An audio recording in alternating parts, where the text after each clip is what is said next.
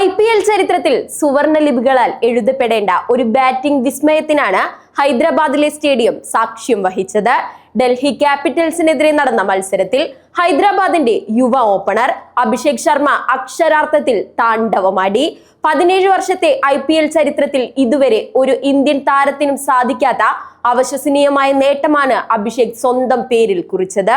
വെറും 47 പന്തിൽ നിന്ന് തന്റെ കരിയറിലെ 2ാം IPL സെഞ്ചുറി പൂർത്തിയാക്കിയ താരം 50 പന്തിൽ താഴെ മാത്രം നേരിട്ട് 2 IPL സെഞ്ചുറികൾ നേടുന്ന ആദ്യ ഇന്ത്യൻ താരം എന്ന ചരിത്ര നേട്ടം സ്വന്തമാക്കി. വെടിക്കെട്ട് ബാറ്റിംഗിന്റെ പര്യായമായി മാറിയ അഭിഷേക് ഒരൊറ്റ ഇന്നിംഗ്സിൽ തന്നെ 10 സിക്സറുകൾ 2 തവണ പറത്തുന്ന ആദ്യ ഇന്ത്യൻ താരം എന്ന റെക്കോർഡും ഇതോടൊപ്പം അടിച്ചെടുത്തു. നേരത്തെ പഞ്ചാബിനെതിരെ 141 റൺസ് നേടിയപ്പോഴും താരം 10 സിക്സറുകൾ നേടിയിരുന്നു.